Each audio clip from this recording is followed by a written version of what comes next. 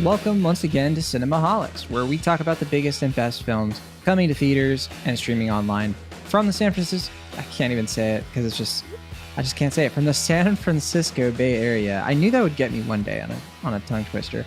I'm John Negroni, film editor for The Young Folks. I'm also a critic for Awards Watching the Spool. From Pittsburgh, Pennsylvania, he's a pop culture writer for Cinema Blend, and of course, the Cinemaholics co-creator you love to love. It's Will Ashton. Hey there. Will Ashton, we have so much to talk about this week. I mean, I'm going to tell the listeners, they already know. You can find more episodes of our show on cinemaholics.com, plus our written reviews, bonus content, and our email. Obviously, I haven't forgotten about that. cinemaholicspodcast@gmail.com. Sure. We love hearing from you. And our merch page and patreon.com/cinemaholics, where they can support this podcast every single month. But Will, I just want to know, what are we talking about on the show this week? We're talking about James Gunn's The Suicide Squad, not to be confused with 2006.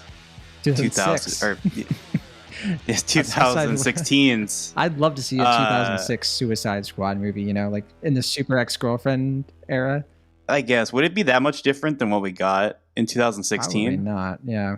Yeah, but that was, I say 2016's because David Ayer has gone public of late being like, this is not my film.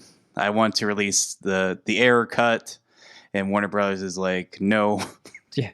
So, do you think that's ever going to happen? The Ayer cut of the Suicides, or just Suicide Squad? Look, never say never. You know, sure. we didn't think a Snyder cut would happen, and there you go. Yeah. But I mean, the difference is that Zack Snyder has like passionate fans who really care about his body of work. Say what you will about it, but like, who goes to bat for David Ayer? Like, I know some people do. David Ayer? Guess. Yeah, David Ayer. And then, like, I know I've seen tweets where people are like, they think Zack Snyder made Suicide Squad. So they're like, these are the movies that make money. And I'm like, that was David Ayer who made Suicide Squad, which the 2016 movie did make, $700-800 million at the box office. So what do we know? Mm-hmm. Yeah. Yeah, we're talking about that one. Yeah. Well, that's a weird thing, right? Because it's like, that movie must have fans if it made that much money, like not just from its opening weekend, but like recurring business. And yet everyone I've ever talked to about the movie is like, oh yeah, that movie sucked. It's awful. But it was a huge box office success. And yet the subsequent films that follow in that vein, Birds of Prey and The Suicide Squad, are significantly less financially profitable as opposed to what Suicide Squad brought in 2016. I mean, never underestimate Will Smith. I mean, I know he doesn't bring in box office numbers like he used to, but yeah, I mean, it was quite a cast. And, you know, we're going to talk about the Suicide Squad a little later, but what else are we talking about? Well, we're talking about Annette, and we're also going to be talking about Vivo. Vivo. Did I even see that movie? Did anyone see it? I guess I just forgot that I watched it. Wah, wah. Yeah. Because I haven't heard anyone really talking about it besides you. But then I looked at Netflix and it's like the second most watched movie of the weekend. So I guess people are watching it. I've decided, you know what?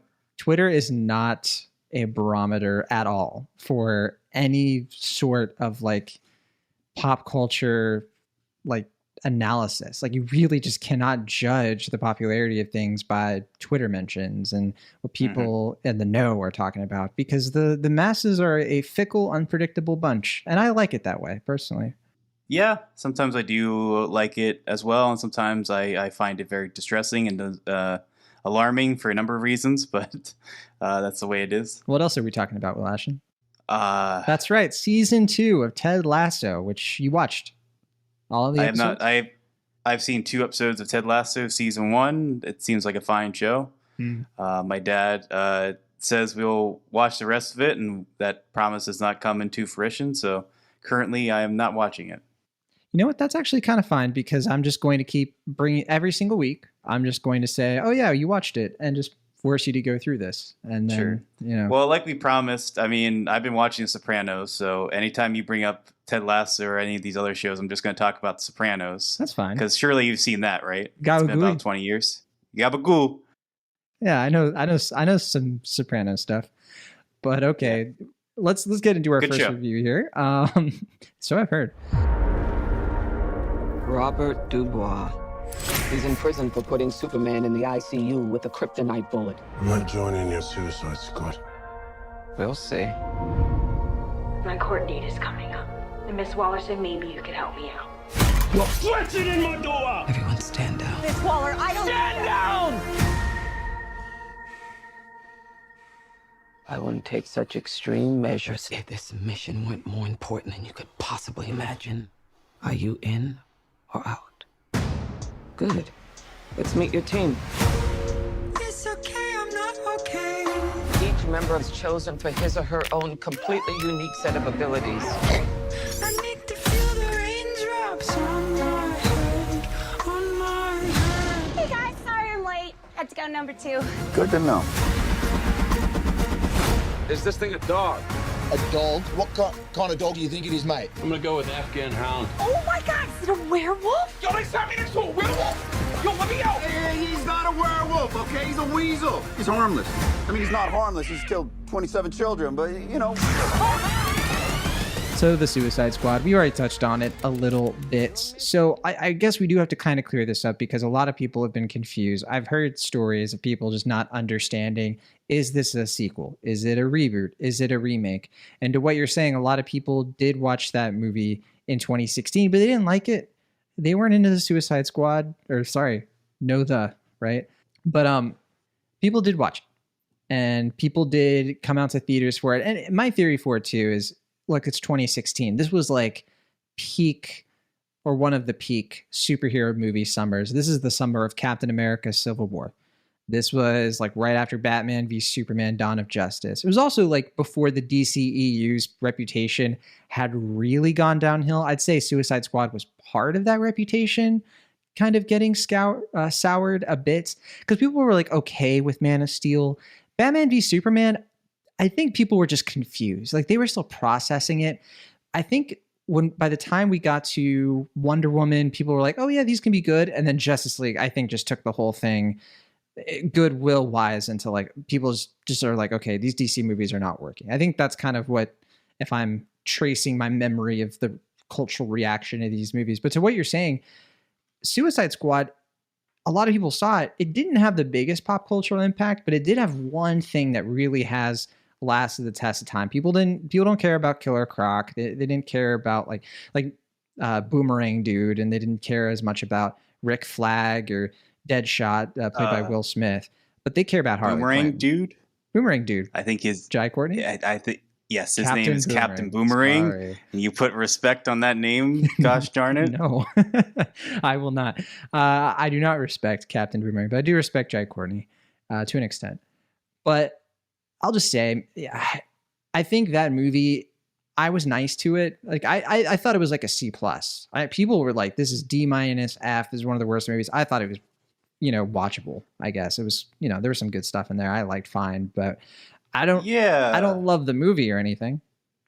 Didn't we do a discussion about Suicide Squad on your predecessor podcast? You might have been on for that. Well, I remember you were unkind to the film compared to me, but you weren't like super, super negative. Well, depends. I mean, I reviewed the film, as you might remember, for Heroic Hollywood. I remember. And I was like nicer than I actually felt about the film when I wrote that review. You threw the fans a bone. You were like, hey. Yeah. They still got extremely pissed. They hadn't even seen the film, but they were just like, how dare you? This is whatever, disrespectful to you comic. Don't understand, Will. This movie is going to last the test of time. People are going to be shouting the glory of the Suicide Squad movie for years to come. The weird thing about it is that it does seem to have a longer pop culture lifespan than like better blockbusters that have come after it in this genre. I don't know. That's the weirdest thing about it, I think. Well, is that, it has a longer lifespan than Bright. I mean, although Bright, the memes in Bright kind of lasted, I guess. Like fairy lives don't matter today. I still see that here and there. I guess, yeah. But with David Ayer, I just think that people respond kind of poorly. Like critics respond kind of poorly to his movies. I think there is like a contingent of people who like his stuff. There was that movie last year. I think I saw it, but you didn't. With Shia LaBeouf. I mean, Shia LaBeouf was kind of in it. I don't even remember the name of it, but we talked about it on the show. But it was like a street movie, And I think that's a reason like Suicide Squad kind of marketed itself as like, Guardians of the Galaxy, but it's DC. but then it comes out and it's just another kind of David Ayer like street supervillain movie. And I think the idea behind it was fine. I mean, the idea, it's the same as this new Suicide Squad movie where it's okay, it's Dirty Dozen, you know, but with supervillains. It's the same thing that like the comics based it out of. It's a great idea for a movie. I mean, it really does have the goods. I think you would say, right? Yeah, I mean, didn't they already kind of make it though with the Dirty Dozen? Yeah. Decades prior. But with supervillains though, right? Like it's more of like a comic book splash. It does have its own flair, right? Sure. Yeah, I mean, I think the premise is enticing on its own. I think that's key to why the first movie was financially successful, in addition to having, you know, a bunch of stars, and the DC reputation at the time wasn't quite as checkered as it was now. But yeah, I mean, certainly I think the potential was always there. And I haven't read the comics, but I think there was enough to like in the comics to make a movie in the first place. But that first movie just was one big old mess. I do think too that like people were not sick of Harley Quinn at that time. I think some people are getting kind of sick of Harley Quinn. I know Harley Quinn still has like massive super fans, but yeah, I'm not sick of her, but I do think it's kind of getting tired. That was one thing I felt about this film, but I don't want to jump ahead into our thoughts on the film. We'll get to it. Yeah. Because she had her like kind of solo movie or like solo team up movie, I guess, last year with Birds of Prey. Yeah, which was, I think, like looking at it, I think that was the last comic book movie or one of the last comic book movies, like mainstream comic book movies that wasn't affected by the pandemic, that actually like came out, was in theaters. And this, like the Suicide Squad, I think is the most I think the only one we've gotten since the pandemic started that wasn't, you know, delayed or anything like that, right? Yeah, and that's a weird thing too, is that like even despite the fact that it wasn't a pandemic release, Birds of Prey still underperformed quite significantly. It did, yeah. So yeah, in a way that I feel like kind of similar to the Suicide Squad, like people had expectations like, oh, this is going to do really well. Like, you know, a lot of people like Harley Quinn, Margot Robbie's performance is well liked, and you know, it just, I don't know if that one bombed. I think it just kind of underperformed. It didn't meet expectations. It seems like the Suicide Squad is outright bombing right now.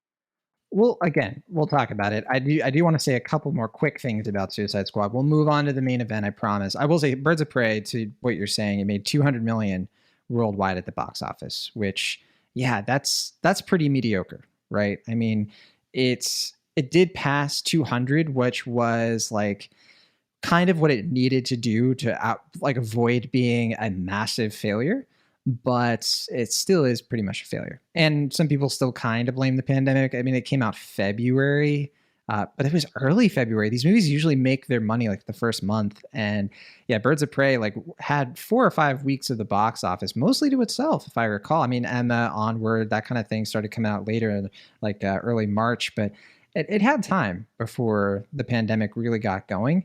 The other thing to recall, though, is that that China was like in full like coronavirus mode, I think, in February. Yeah. So a lot of factors there. In terms of Suicide Squad from 2016, it's clear that the movie just didn't quite work. You know, it made money, but it didn't quite work critically. People remember stuff from that movie, but there definitely was like a backlash to it, a sort of feeling like they just didn't nail it and the studio could do much better. And of course they were going to make another one, right? But how do you do it? Do you make a sequel where you call back to the first one, right? Where it feels like continuation? They decided not to do that because they were like, well, you know, the first one has like a 28% on Rotten Tomatoes. Like, let's maybe refresh the slate. And so I understand why they don't call this new movie Suicide Squad 2. Like, that makes perfect sense to me. Don't do that. Because, like, by all intents and purposes... Suicide Squad. Yeah, the Suicide Squads, right? Sure. You just have, like... I prefer Suicide Squad, but... Yeah. Suicide Squad? Yeah, Suicide Squad. Yeah. But, no, they decided, you know what? No Suicide Squad 2. No Suicide Squad 2049, whatever. No Suicide 2 Squad. We're just going to call it The Suicide Squad, which I think has added to a lot of the confusion. Because people are like, this movie already came out. Is this a re-release? They see Harley Quinn on the poster and they're like, yeah, I saw this movie. They see Idris Elba playing a mercenary in like kind of an armored suit who can shoot stuff really well. And they're like, yeah, I saw that movie in 2016. I don't need to see it again, especially when Delta variant is happening. Do you think that do you think, have you experienced any of this confusion for yourself? Because I have literally talked to people who had no idea this was coming out, had no idea, they hadn't seen the trailer, they had no idea James Gunn made it, and they had no idea that like it was a new movie. They just thought it was like some kind of weird offshoot thing. Yeah, I mean, when I had seen the film and I was talking about it with friends, I was still kind of among people just being like, so does that technically count as a sequel? Is it more of like a reboot / sequel? And I think the official terminology is standalone sequel, which I guess makes sense because it's basically Warner Brothers cherry picking what was well liked or worked from the first movie, which is obviously like Amanda Waller, Viola Davis's character, Harley Quinn, Captain Boomerang. Yeah, Jai Courtney's back. And Jai Joel Courtney. Kinnaman, who plays Rick Flag. Well, I guess he just they just kind of had to bring him back. I don't know if anyone had strong feelings about Rick Flag. I was in either surprised. film, but I was surprised he was in this. I was not expecting them to retain him because the first movie I thought he was pretty blah. But yeah, you know. I think he was just part of the package deal. Yeah. They're just kind of like you know, like when you get like a cereal box and like it has like an extra. Yeah, he showed up thing to set inside of it. anyway. Like nobody asked him. Yeah. He was like, "Yeah, I heard we're filming today," and they're like, "We? Oh, all right." Yeah, I mean, we haven't. I like to think that's the case. Yeah, we like haven't casted him yet, so recasted you yet. He just heard there's a new Suicide Squad movie. He's like, all right, Yeah. I'll be there. And it's like, no, you don't have to show up. No, my bags are packed. He showed up with the extras at the casting call. In the crowd. Someone picked him out because they thought he was familiar. Oh, yeah. I've seen you before. You should. We have a background scene for you. It's like, wait, Rick Flag's here. Yeah. And there you go. But standalone sequel, though, I think that's right. But I don't think that covers it 100%. It covers it, to me, it covers it 90% because that sort of assumes that if this had been financially successful from the jump, and we should say this is the first week, we don't know how it's going to do after this. Like we have no idea. Like box office wise, it looks like a dud. Could be doing extremely well on HBO Max. It could be pleasing the HBO Max overlords. We don't really know. But for now, it's looking bad. But that said, if it had been extremely successful, if this movie had raked in like $100 million opening weekend, which is for sure what they want. They probably wanted upwards of like 150 million. They only got, I think, 72 million worldwide and very, very low domestically. But looking at this movie right now, I would say that it's more like a soft reboot, you know, because it doesn't seem like a standalone in the sense that they wouldn't keep it going with like these same characters or some of these same sort of things. It seems like they would have just like reset the franchise. So it's like a soft reboot in the sense that they didn't totally rework the whole thing. Like you said, they brought in Viola Davis or brought back Viola Davis. They brought back these characters, but it is kind of like a reboot in terms of style, tone, the fact that it's R-rated instead of PG-13. The budget of this thing seems way more significant, and just the whole presentation of it feels like the beginning of something new to me. It doesn't feel like sort of a spin-off, if that makes any sense, which is what I think sometimes standalone sequel kind of is in that zone. It's not quite a spin-off, but people look at it as a spin-off. Does that make sense? Yeah, I mean, that was something I mean, I'll talk about this more when we discuss the film in full, but there's something about this film that's weirdly, it feels like otherworldly in that, like, it feels like this is the Suicide Squad movie from, like, another planet that just happened, like an alternate timeline. Yeah, the like, Bizarro. This is what they got. Yeah. Right, like, this is what they got, but we have somehow got both versions. Because, like, you know, obviously when they made the original Suicide Squad, there's, it's transparent that Warner Brothers just wanted their own Guardians of the Galaxy. And I think the marketing reflected that. And David Ayer just made a David Ayer movie, which, you know, like we said before, that's either your thing or it's not. But I mean, I think he made the movie he set out to make, and Warner Brothers got cold feet and was like, no, that's not what we want anymore. And they, you know, frantically tried to make it something else. Can we mention what they did too, right? In that vein, like they literally, the trailer was really successful, right? It had all these needle drops and they're like, we want that. And they literally hired the people who cut trailers to like edit and rework the film in post-production. It's a big reason why it's such a mess, because they thought, I think the main reason, truth be told. Maybe, yeah. I mean, I wouldn't be surprised. It's hard to pontificate when you're not there.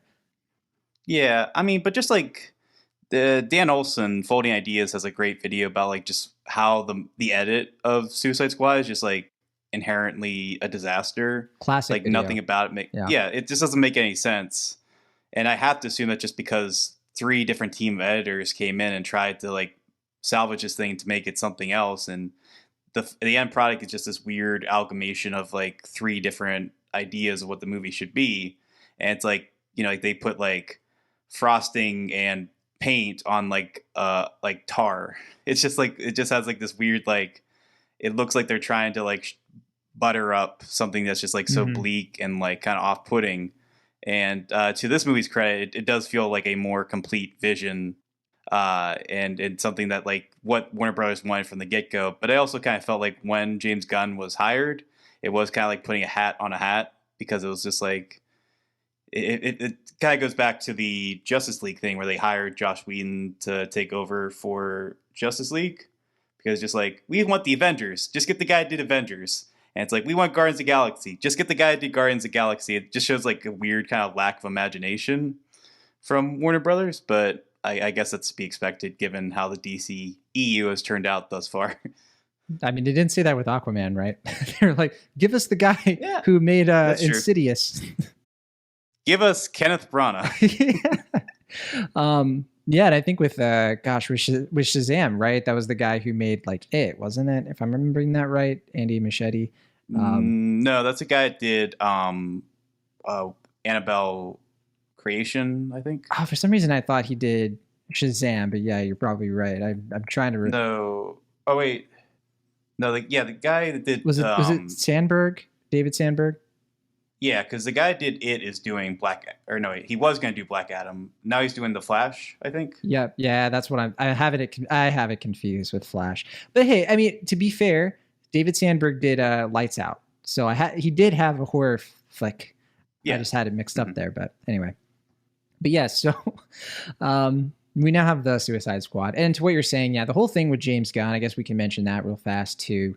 So James Gunn, he did the first 2 Guardians of the Galaxy movies. Way before that, he did Super with Rainn Wilson. He did Slither, and both pretty hard R movies. Slither especially, gross movie. You know, I still remember the experience of watching the trailer for that movie when I was a kid.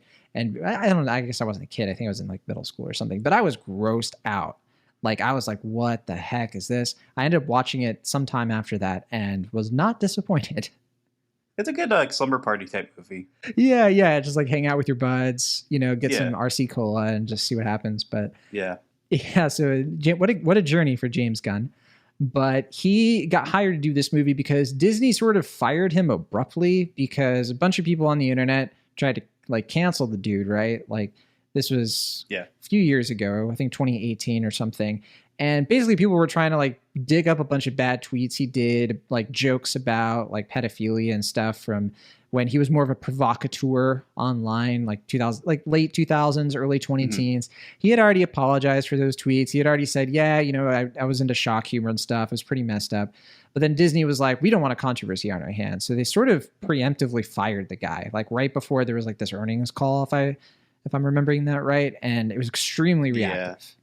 Well, yeah, because it was like a response to the Roseanne thing where like they fired her instantly. And obviously they're not comparable in a lot of ways, in my opinion, but the people tried to make them comparable. And when Disney just fired James Gunn as abruptly as they fired Roseanne, it just became like a whole political argument. And yeah, it just became a big mess ultimately. Yeah, we should mention they were after him because he was like being very political online. And so these were people who were like against his politics. Like that's kind of the context too. It's like he was being very vocal about his disdain for certain politicians and then people who defend that politics. It's all just, you know, gross and lame. But anyway, yeah, it led to Warner Brothers like rather quickly after he got initially fired from Guardians, just being like, come over here. Yoink. Hey, you know how we made Suicide Squad and it sucked? It's like, yeah. I just see them like, peeking out of the water tower, whispering this to him, you know? But yeah, I mean, like I said, it just kind of felt like putting a hat on a hat. At least that's how I felt at the time. Like, it just was like, seems like a very obvious thing to do, given how much the first Suicide Squad was just clearly trying to emulate the formula, at least from a marketing standpoint. I felt weird about it. I was kind of like, it's kind of like you were saying. I was like, that is lacking imagination. It's like, come on, fresh talent. You know, it doesn't have to be David Ayer. It doesn't have to be the same guy who made a similar kind of movie. Just find somebody else. But, you know, I obviously at the time, I was still kind of being open-minded. It's like, you never know. Well, yeah, because that's the fascinating thing about it, or at least that's why I was still interested. Is that like, okay, now like the training wheels are kind of off for James Gunn. He can make a true $200 million quote unquote James Gunn movie. Not that the Guardians movies aren't James Gunn movies, but they're James Gunn in Disney mode, and this is like the James Gunn, like uninhibited, just can do whatever he really wants with a big budget, and it's just like, what's that going to be? And I think, for better or for worse, he made that film. Well, yeah, and I'll say like Guardians of the Galaxy, it's the movie that I would watch with my dad. Suicide Squad, or The Suicide Squad, it's the movie my friends and I would have snuck into, you know, when we were 16. Like, that's kind of the difference. Yeah. And gloriously so, for I think for a lot of people who were kind of hoping that this would feel a little bit different. If anything, it doesn't.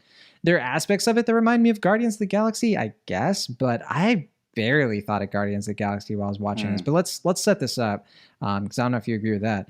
But okay, so the movie, we've already kind of alluded to it. It's sort of just doing its own thing. James Gunn kind of is like, he's kind of just taking like a war film almost. I mean, we mentioned Dirty Dozen, where, you know, those kinds of movies, but it's this kind of movie where we really are just like on one mission, where like Suicide Squad 2016, that was very much of like a street level kind of movie. They go into this place, there's like nobody there. They have to fight this mystical whatever. This movie is more of like, okay, we're going to go to this exotic location. They're in this fictional island called Corte Maltese, which is like a sort of Pan-American, you know, or like a Central American maybe kind of island place. And I guess it's Latin America, South America, something like that. But because I mean, they filmed it in Panama, so you kind of get the vibe.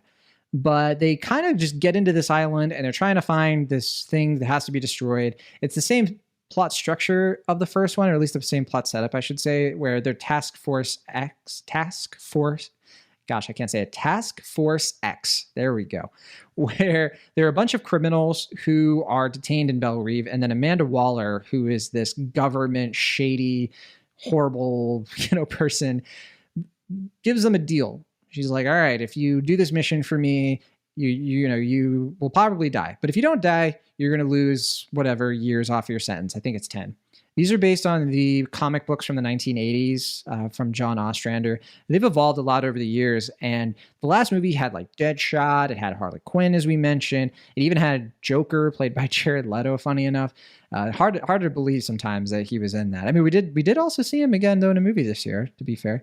We saw him in Zack Snyder's Justice League, albeit briefly. But this movie doesn't have a lot of that stuff. It doesn't have Deadshot. Instead, we have Idris Elba playing kind of a Deadshot stand-in, you know, Bloodsport, a different comic book character. And I don't want to get into, we'd be here all day talking about trading cards when it comes to all of the different characters in this movie. There are so many characters in the Suicide Squad. Keeping it kind of brief and succinct, James Gunn essentially just took a whole bunch of lesser known characters from around DC's Rogues Gallery, from all kinds of different comic books. We have Polka Dot Man in this movie. He's played by David Dastmalchian. We also have John Cena playing this guy known as Peacemaker. I had never even heard of Peacemaker before. There were a few characters in this I had never heard of. I had heard of King Shark, of course, played by or voiced by Sylvester Stallone. He's kind of like the Groot of this story, essentially. He's kind of this like cute brute kind of, but he has his own unhinged personality, I suppose. We'd have different characters like the Thinker, played by Peter Capaldi. I didn't know he was going to be in this movie. I didn't see the trailer. I don't know if I mentioned that.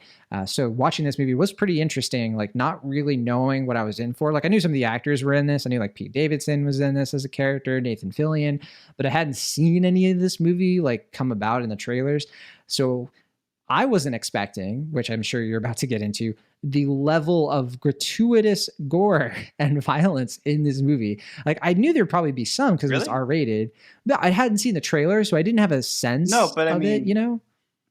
But that was like the selling point, right? Like it's just like, we got James Gunn to make a $200 million film. It's obviously going to be like heightened and gory. Like, if you compare this to like Super, which is also very like gory and intense and hyper violent, and Slither, like we said, I just feel like all of it, James Gunn's other products, and even like what was the superhero one they did between they produce?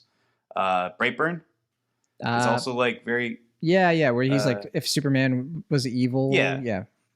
It just like that's also like extremely graphic and violent and gory and stuff. I just feel like it was a given in my view that it was going to be this comically over the top and gooey and gushy and stuff.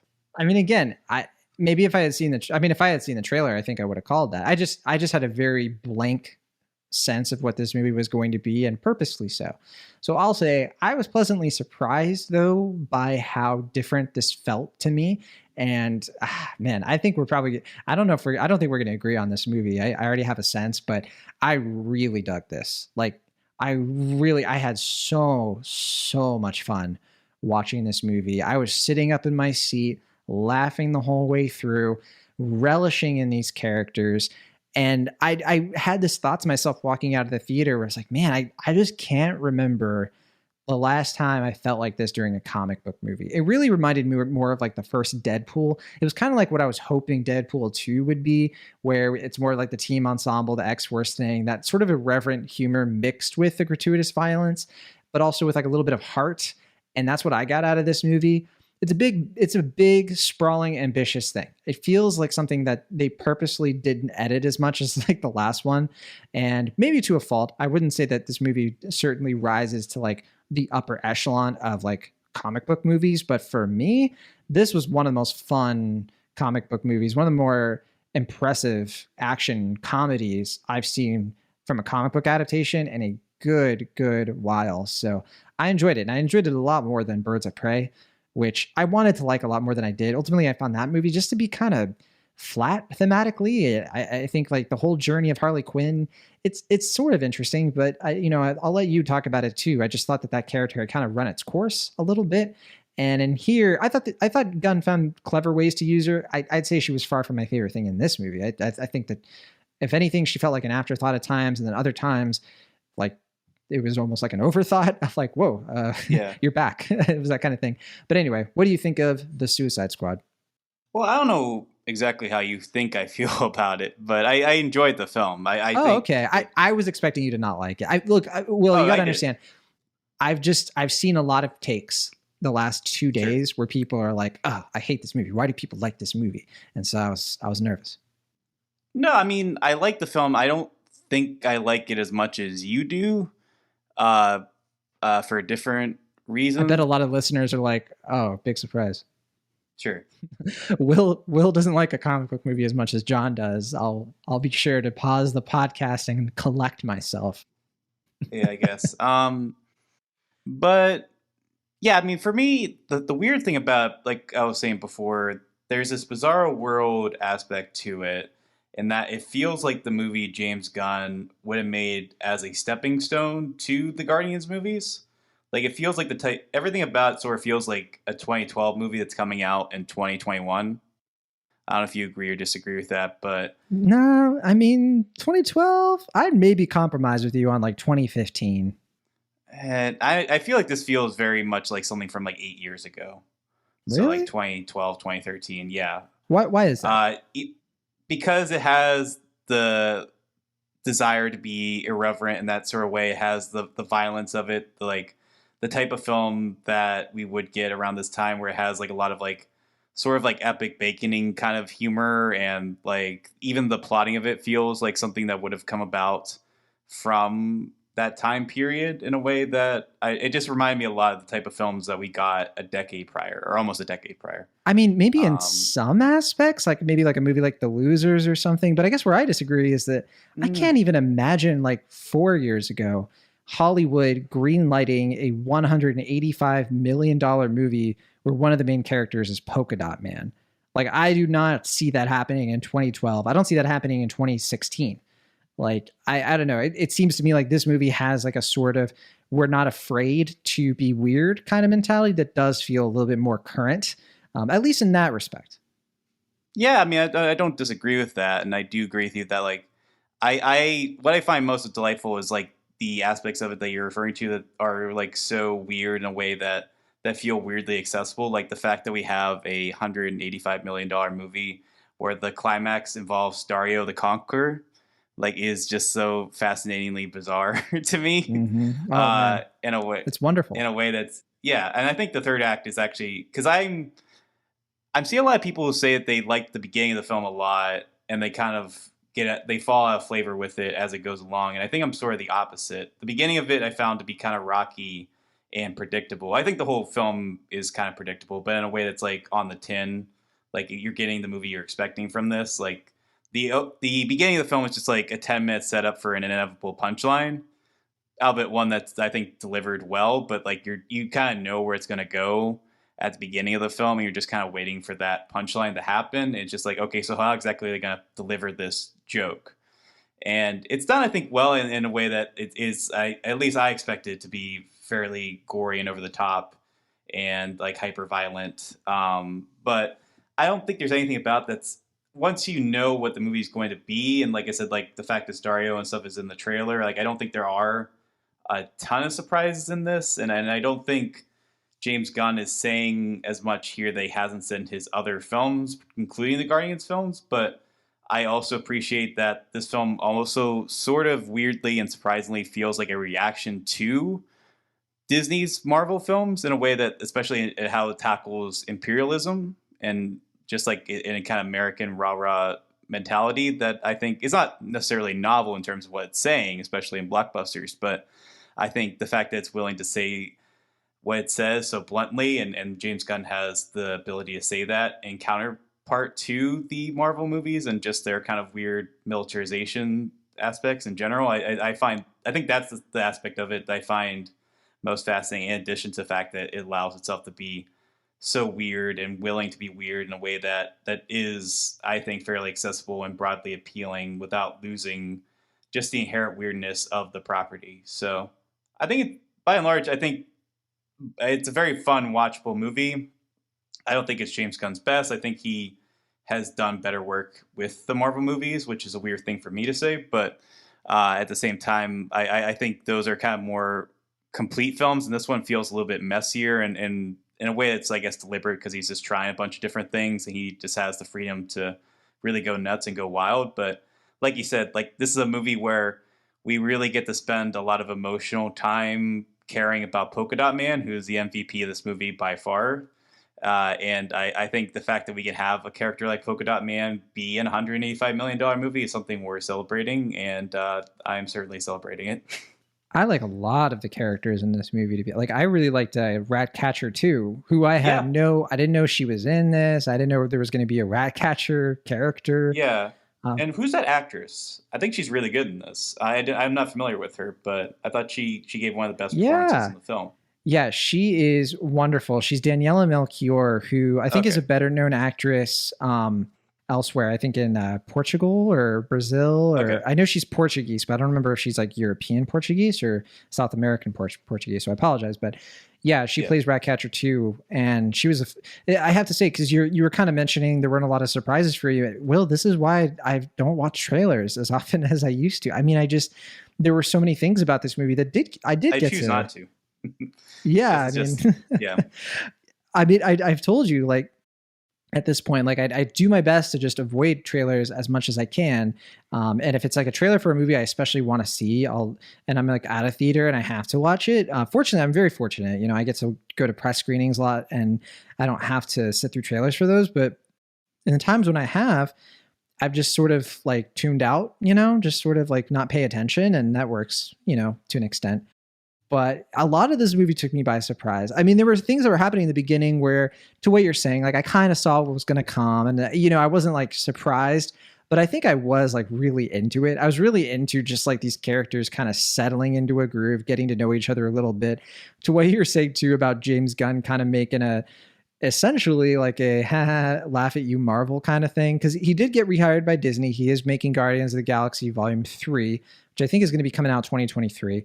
And so he's not burning any bridges, but I do think it is funny that he had a chance to basically say to Marvel, it's like, all right, well, you don't want me to do a Marvel movie? Well, I'll do my own Captain America, and he's going to be a psychotic, jingoistic, you know, kind of character. And then, you know, that's where John Cena comes in. And I thought that worked out pretty well. I thought that was interesting. And what a difference between Idris Elba and Will Smith in these movies, because Will Smith in that first movie, man, it's not his fault. I just think that there's just such a difference to what Idris Elba brings to a team ensemble that I think Will Smith, he's just too like overpowering, I think, for these other actors. Like, he's trying to do stuff. He's trying to, like, not maliciously, I don't think. I just think that he has such natural, like, exponential charisma that, yeah, he just like pushes his personality onto everything he does. Idris Elba is such a more balanced actor for this sort of role. It's so well suited because he doesn't just react to what everybody is doing and saying. He has his own like aggression. He has his own like contribution. But even in like, they have a scene that's like straight out of the first movie where, his motivation is that his daughter isn't, that he doesn't really want time off his sentence. He's doing this to help his daughter. But like, even their dynamic is a little bit more refreshing to me, like the writing of it and the way that it goes sort of like into the kind of the emotional stakes of the movie beyond that, actually. So yeah, stuff like that is what impressed me.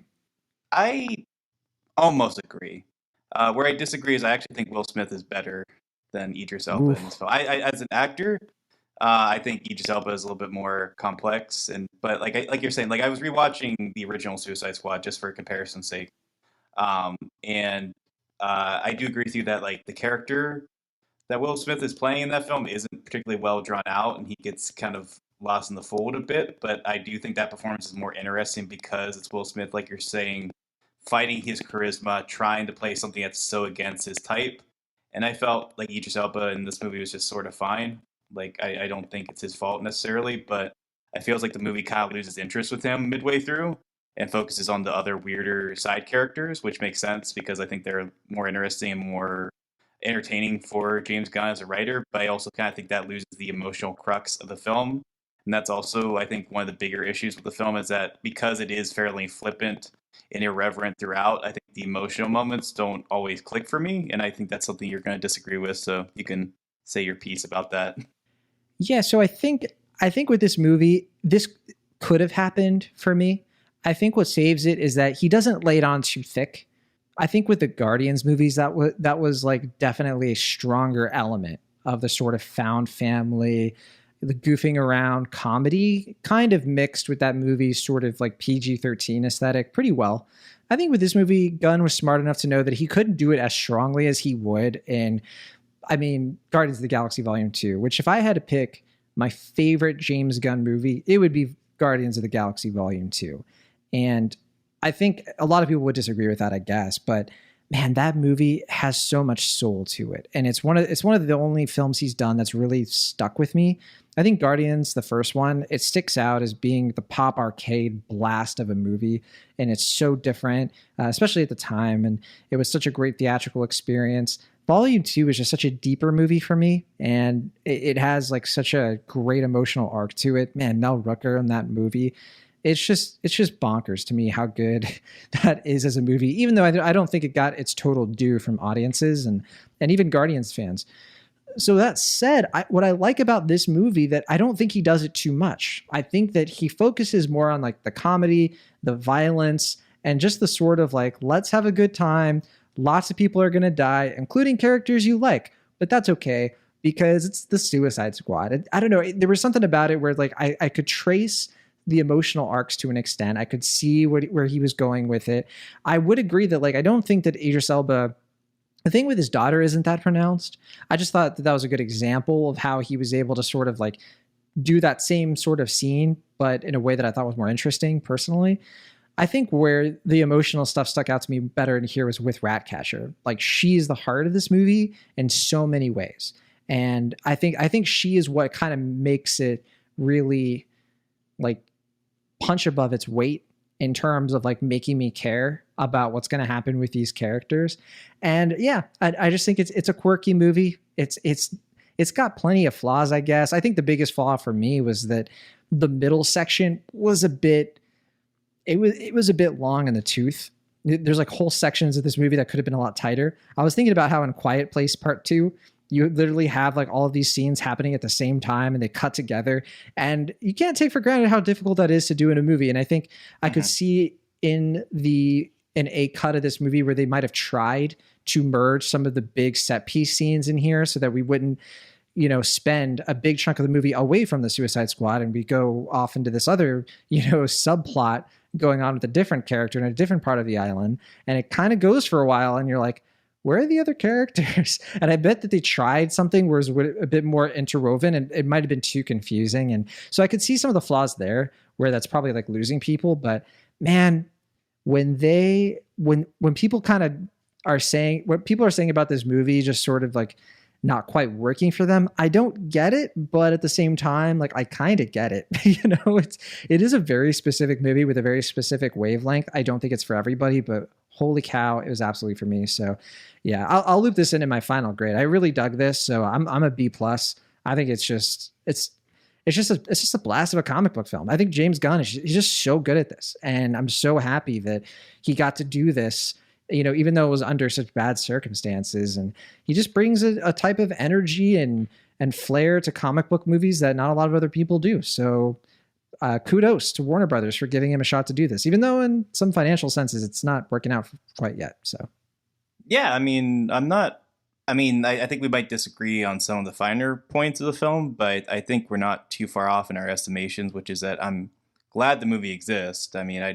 I think, like you said, the roundabout way it does exist is probably, it wasn't ideal for anybody, but it is nice that we, like I said, it's just fun that we have a movie that's almost $200 million that primarily features characters like Polka Dot Man and Starro the Conqueror and all these lesser characters to some extent from the DC canon and done in a way that's not, it is obviously, like I said, it's flippant, it's irreverent, but there is also, there are some warm emotional stakes. Like, I don't think this is all one big goof for James Gunn. Like, I think he does care about these characters, and I think that's one reason why the Guardians movies works, that he clearly puts a lot of heart and soul into it, and he makes the characters individualistic, but also have that nice camaraderie that you want from a movie like this and like those films. So yeah, I think what I appreciate about his films as far as like the Guardians movies, that like I enjoy them when I'm watching them, but then when I rewatch them, I see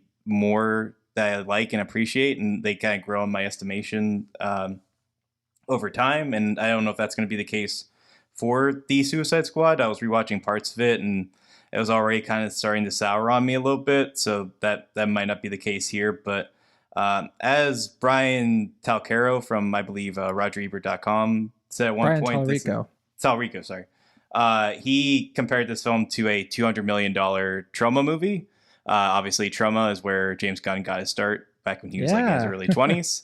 And I don't know if that's 100% the case here, but I agree with the sentiment as far as like there is a prickly Antarctic quality to this that we don't often see from more conventionally broadly appealing movies. Like, I think even though it is a fairly accessible film more than not, I think there is something about where it's just clearly James Gunn is just like, he got a whole playground full of like weird toys, and it's just like, yeah, have fun, just mash them together, do whatever you want, and just make something fun and entertaining with your weird vision for these characters. And by and large, I think he succeeded. Like, I think it's a fun night out at the movies. I was never bored watching it, even though it's almost 2.5 hours. Like, I think it moves really well, even when it does have weird sort of tangents. I think those tangents are for the better. For instance, there's a scene with King Shark in an aquarium that I think is a highlight of the film, even though it is at first kind of a random detour. I think those are moments where it's clear James Gunn is just having fun, just like, let's see what I can do with this property and how weird I can get with it. And I think that's often for the best. So I'm not quite as high as you are, but I do think it's very enjoyable, and I am glad that he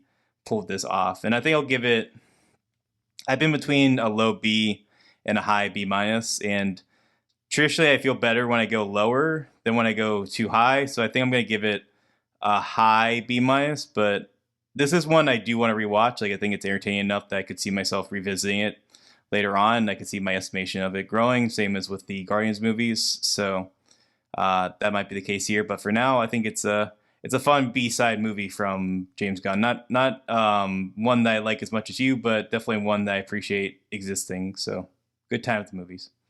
Yeah, for sure. And a lot of people are liking it. Critics are liking it for the most part. Some people aren't that into it, but I think it is one of those movies, to what you're saying, will probably be fondly remembered. Like, people will respect the risk more than anything, I think, even if it's not scratching a particular itch they might have right now. And I do want to bring up too, in case anybody misunderstood, you didn't say this, but somebody might be misthinking that he directed Romeo and Juliet. He didn't. That was just the first. He co-directed. He was associate director, but he wasn't like the co-directed. His directorial debut officially is Slither. Right. Like, where he really because he did write Romeo and Juliet, to be fair. But he's the uncredited director of Romeo and Juliet. But I'm just talking about Troma in general, not exactly just specifically Romeo and Juliet, because he has a relationship with Troma beyond that as well. Like, he co-wrote Lloyd Kaufman's autobiography, and Lloyd Kaufman's in the film as well, as you would expect, because he's in the Guardians movies as well. But he has a long-standing relationship with Troma as a company. I hear it. So just wanted to bring that up because I heard that. I heard Tromeo, not Troma Entertainment. So did I? Yeah, I might have. I think I just misheard you. So I was like, oh wait, yeah. Anyway, so apologies for that. Sure. But that is the Suicide Squad. I think so. We kind of mentioned this already. His next movie is Guardians of the Galaxy Volume 3. And I don't know if he's directing anything else besides that. I know he wrote or co-wrote Coyote versus Acme, the Looney Tunes Wile E. Coyote movie. From I think that's the coming 90s? out in a couple of years. Is that still happening? He wrote that in the 90s, like before Scooby-Doo. It's still in, he's still credited as doing the movie. I think Chris McKay was on as producer. I think he left the project last year. I think that's the last I heard of it.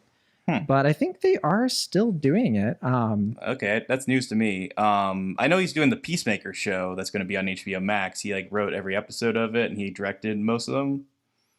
He's doing that before. He's still doing plenty on the TV side.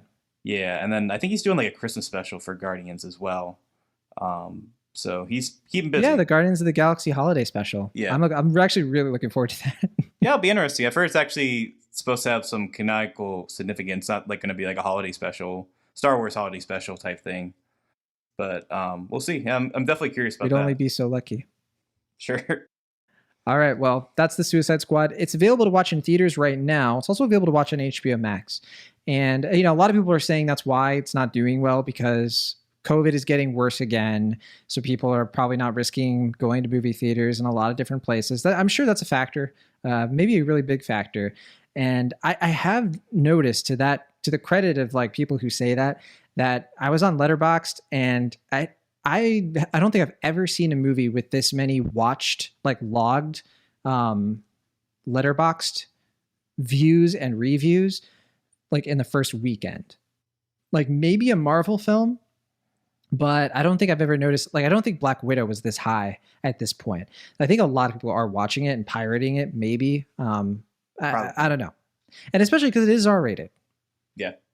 So it's a little harder to get to the theater and see something like this. But all that said, let's move on to our next film. Oh, that's weird. What's that? I'm so sorry, Will. This is so rude, but somebody's at the door. Let me. Oh boy, there they are. Hold on one second. Oh God, this is gonna be a bit. I hope everything's okay. Oh, that's weird. What are these two doing? They're just kind of walking. Do you hear this, Will?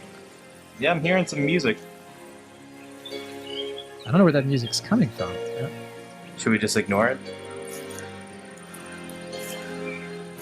I don't know what's going on, Will. I'm scared. We love each other so much. Is that Adam Driver? Sure, sounds like it. We love each other so much. He's so tall. He's quite lanky, that boy. We're scoffing at logic. Will, he's with somebody. A lady. We love each other so much. Do you know who that is? The one and only Marion Cotillard. That's her. I recognize her voice. She loves him? You would. How would you assume that?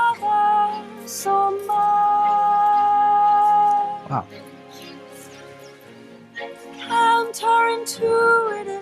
I wonder if they're just going to keep saying that over and over again. I mean, man. This is gonna be an interesting conversation. I'm confused, Will. Yeah. This song, it's not catchy, but it makes me feel something. Is this a Sparks song?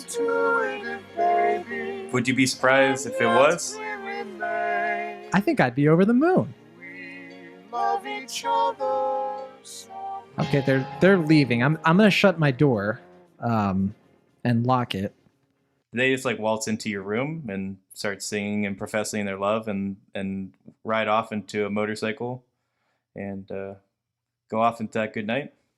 I'm not gonna lie to you, Will. I kind of wanted to go with them if it wasn't for this show, and I didn't want to just leave you hanging. Sure, that'd be fair. I wouldn't think less of you if you went with them. That Adam Driver, he's a tall drink of water, Annie. Oh, and you bet I'm thirsty. So this week we're talking about Annette, which is a movie, and it came out in limited theatrical run. It's this first week, right?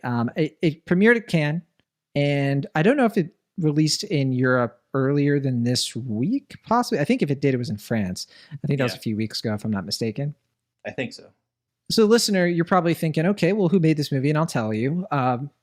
That would be Leo Carax, his first English language film. And I don't know if you're a fan of his work. I'm a fan of Holy Motors. Yeah. I think that's the only movie I've ever seen from him.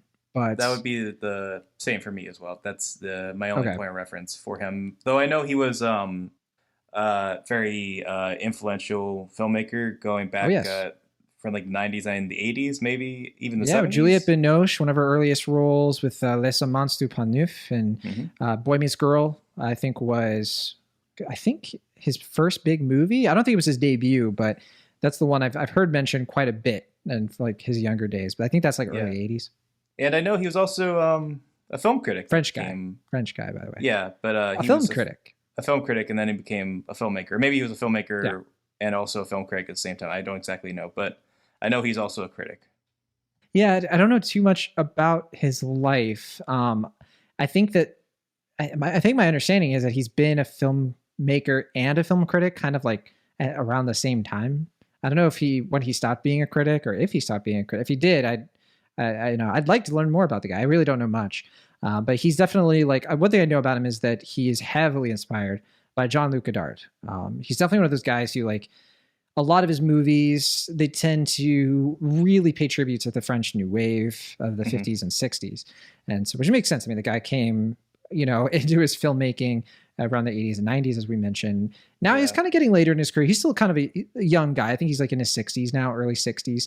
And Annette, I think this is his latest film in a few years, because he did a short film. I know that after Holy Motors, but I don't think he did a feature since then. Yeah. And Holy Motors was like the first feature he had done, I believe, in a decade. So he only seems to make a movie like once a decade almost, at least these days. He made a bunch, like he had a run of films, if I'm recalling correctly, earlier in his career.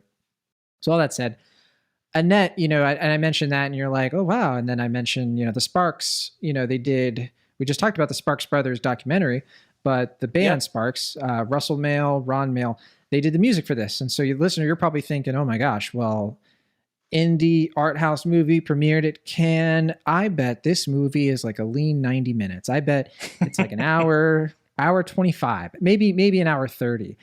And listener, what if I told you this was longer than James Gunn's The Suicide Squad? By 7 minutes. Okay. Because The Suicide Squad was 132 minutes, so 2 hours and then 12 minutes. This movie, 2 hours and 19 minutes. And I thought they were around the same length. You better believe that sure. You better believe I sat down. I sat through the whole credits. I did. How could I not?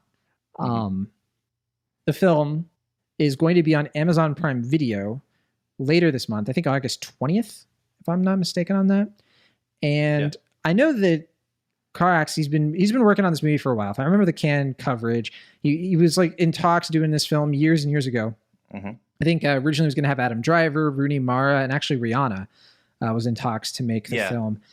Yeah. They were going to make it, I think, in 2017. And then I think because Driver was doing Star Wars, and they also had Michelle Williams come in to replace Rooney Mara, which, by the way, I still really wonder what Rooney Mara would have been like in this movie. But then Michelle Williams, I can't even fathom. See, I'm more curious about the Rihanna version of this film. Very curious about that. Sure. Yeah. I think there are aspects of that though, and I wasn't going to voice it, but considering her history with Chris Brown and kind of what happens in this movie, I kind of think I understand what might have happened there, but we don't have to speculate. Yeah, I wasn't planning to speculate. I just Yeah. So then Marion Cotillard, she replaced Michelle Williams, and they shot this in like 2019 or so. So now we're finally getting it. Simon Helberg also in this movie. I know, Will, you've told me many times, you don't want anybody to know this, but you're a little basic. You love Big Bang Theory. It's your favorite show? No, not at all. I think it's more offensive than people give it credit. Well, that's weird then that you watched every episode. You did an after show with the cast. I've seen several episodes of the show. I mean, my opinion does not come from like a handful of episodes. I've seen probably like a season's worth of the show, and I hear you. I watched the first 3 seasons. Oh man, I think I binged it. Yeah, like in 2010 or something, and then I stopped. I was like, this show's kind of dumb. But anyway, awful. I like Simon Helberg though. I always like Simon Helberg. I have nothing against any of the actors in the show, honestly. I think they all did what as to be expected with the material. They got money, they got paid. Yeah, I mean, they can all comfortably retire if they want. So if they do something, it's because they want to do it. So, something like this. I agree with that. Yeah. Mm-hmm. I think the last movie I saw Simon Helberg in was Florence Foster Jenkins, the biopic. Oh, yeah. He was. That was a while back. 2016. Same year as Suicide Squad. It's all full circle. So Annette, Will, do you want to try to describe what this movie is about? Or do you want to avoid that responsibility? Well, it's not that I want to avoid it. I just don't know how much you want to give away. Because it's one of those type of films where it's like, is the surprise factor part of it?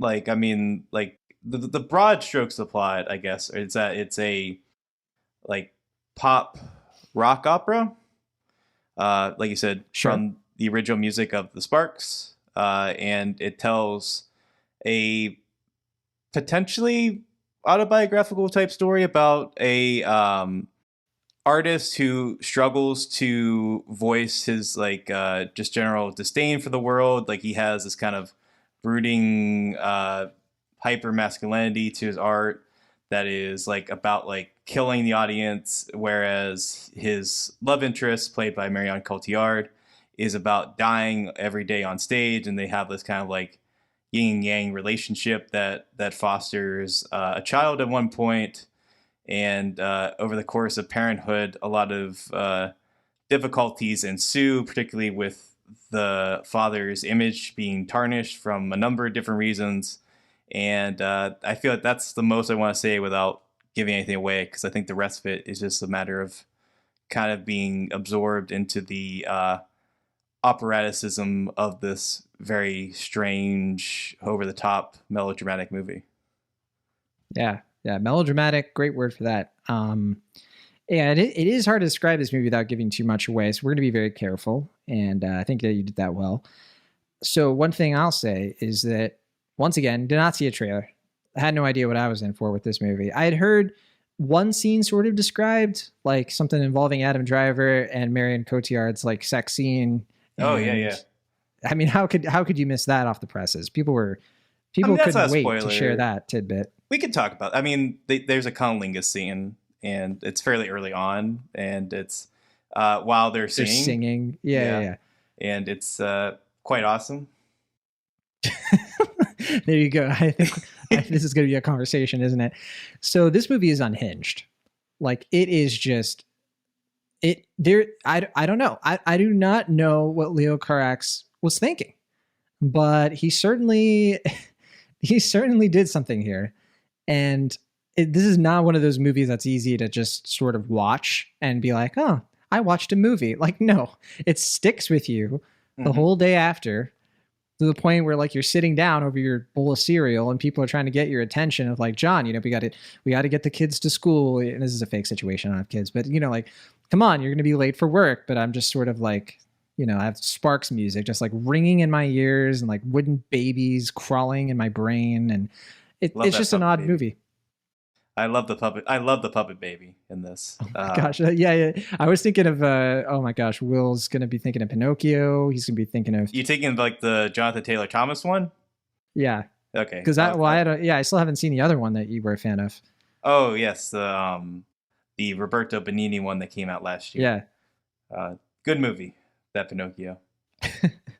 And good movie, Annette. I like Annette. Yeah, good movie. You just want to cut right to it, huh? Yeah. I think I hated this movie. I know. I think I sat through this movie wanting it to end.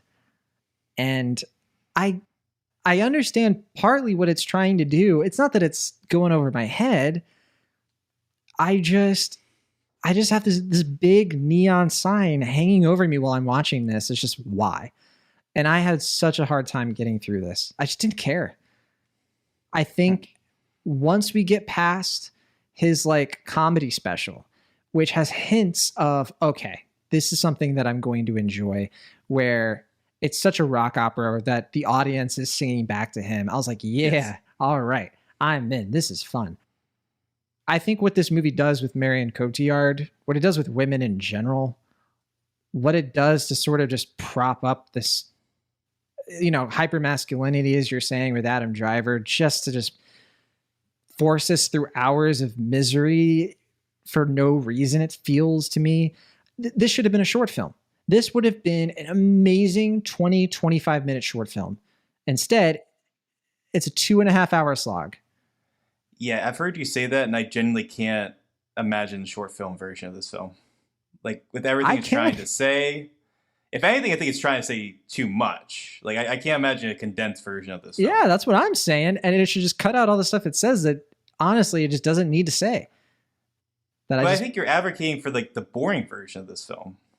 I'm advocating for the version of this film that makes sense, that is focused and coherent.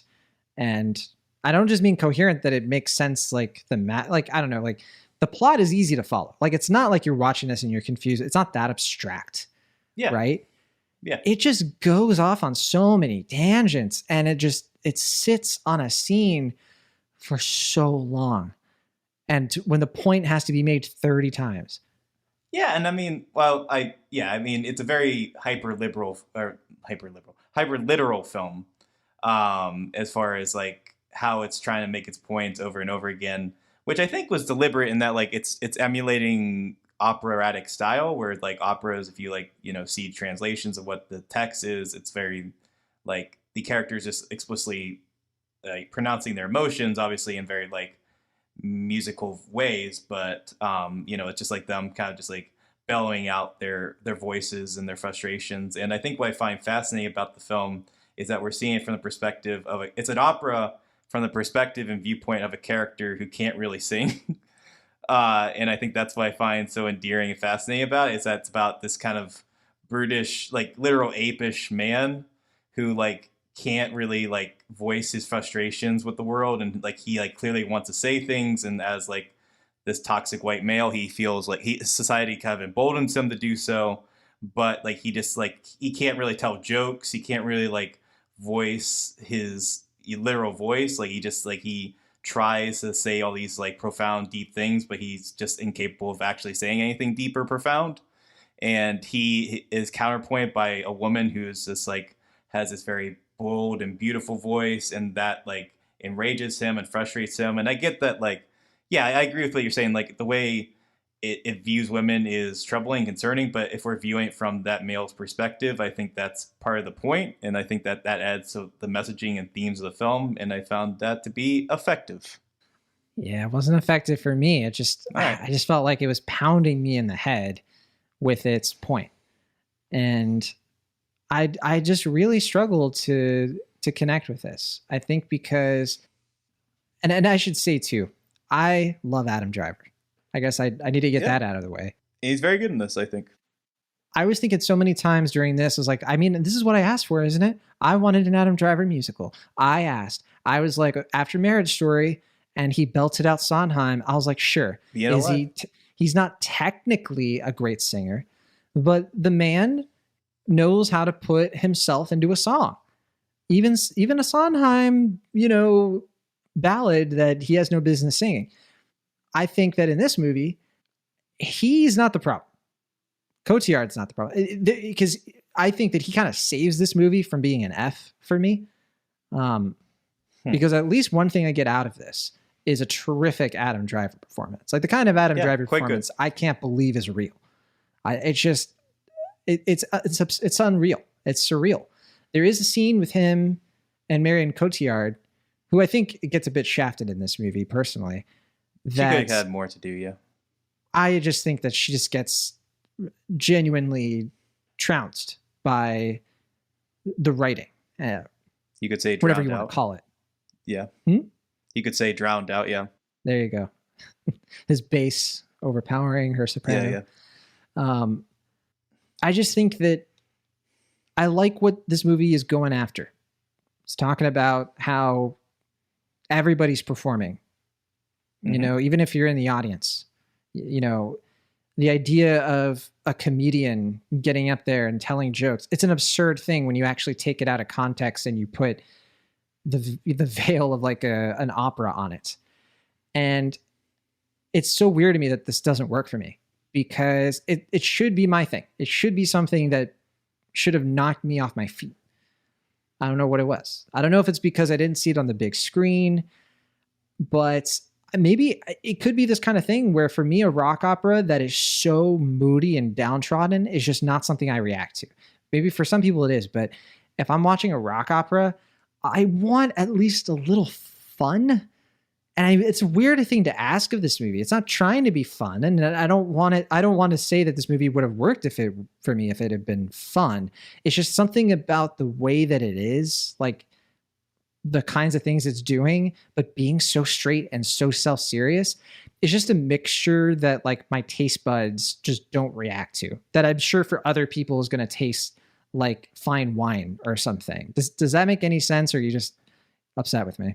Some of it does. Like, I mean, I think I should be explicit in just like, this movie is farcical. Like, it's not self-serious all the time. Like, it's very directly comicking and lampooning the art industry by large, and not just like the comic side of it, just in general, just like the faxicity of, being a celebrity and stuff, and just the absurdity of it just by nature, and having this be a companion piece to Holy Motors. I think commenting on a lot of the same things, is that almost to the point where it sort of feels like a spiritual sequel to it. Not that I think that this movie is quite as good as Holy Motors or is quite as effective, even though that movie is also not, for everybody.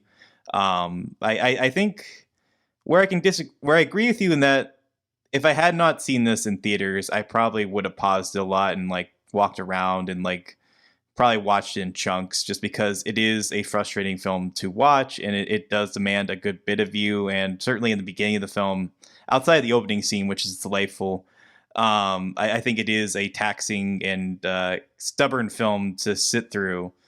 But once I kind of reckoned with what I think it's trying to do and what the filmmakers are saying, both the director and Sparks, I found it to be effective and sort of disarming. And like I was saying before, I think it's trying to do too much and say too much.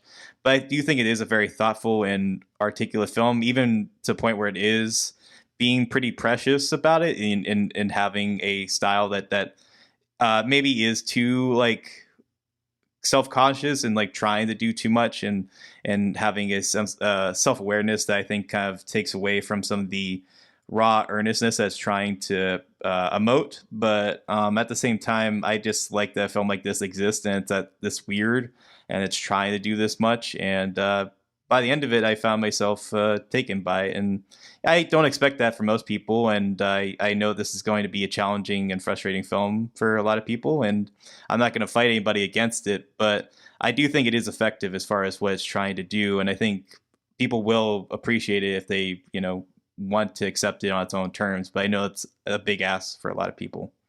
Well, two words I'm going to have to heavy pushback on describing this film are articulate and earnest. I didn't pick up on any of that. I didn't think. Did I say earnest? And you said an earnestness. Sure. I mean, I think there is an earnestness to it, I guess. But like, I don't know. I think it is also like kind of poking the bear and being like satirotic at the same time. It's more kabuki theater in a way. I mean, Sure. kind of literally to an extent. Yeah. Well, I mean, when you make a movie about a comedian, that's to be expected, I guess. With puppets. Look, Yes. I absolutely, it's like we talked about in the Sparks documentary. I absolutely appreciate artists making their stuff and just kind of swinging, you know. I just got to be honest with like how this movie, to what you're saying, kind of frustrates me, and how I want the message here to come through. For me, what did come through about this movie, what he kind of sells in a way that Carax did, what he kind of sells in a way that I think this movie gets right, is just this concept, 3 words: fame is tragedy. Just, you don't want it. Fame is poison. It's going to infect everything about you and the people you love. It just breeds jealousy and regret and disappointment. And it's not the most nuanced thing about this movie, I don't think. I mean, it kind of just sort of, it's almost like a presupposition of this movie. It's like watching a train wreck happening a mile away, but the passengers don't really see it's coming, except for maybe 1 or 2. And that, to me, like adds to the misery of watching it, because like that kind of experience just makes me cringe, because I just can't handle something like this in execution, even though I can look at it academically.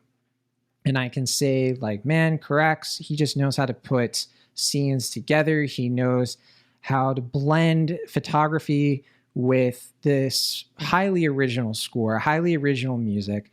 And, of course, have the sense to hire Adam Driver for, you know, who I would consider right now one of our most exciting actors.